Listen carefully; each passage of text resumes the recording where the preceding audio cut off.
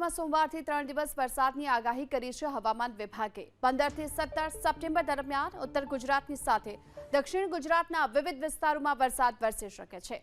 અમદાવાદ, બનાસકાંઠા, અરવલ્લી, ખેડા, આણંદ, વડોદરા, સુરત સહિતના જિલ્લામાં 3 દિવસ દરમિયાન વરસાદી માહોલમાં 30 થી 40 કિલોમીટર પ્રતિ કલાકની ઝડપે પવન ફૂંકાઈ શકે છે।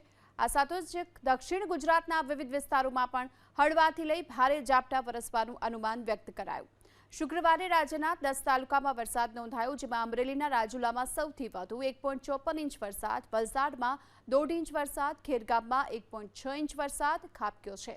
આ સાથે રાજ્યમાં અત્યાર સુધીમાં સિઝનનો 107.6% વરસાદ વરસી ચૂક્યો છે, જેમાં સૌથી વધુ કચ્છ ઝોનમાં 135.91% વરસાદ, ઉત્તર ગુજરાતમાં 118.72%, મધ્ય ગુજરાતમાં 110.10% અને સૌરાષ્ટ્ર ઝોનમાં 93.36%ની સાથે દક્ષિણ ગુજરાતમાં 110.70% વરસાદ વરસી ચૂક્યો છે।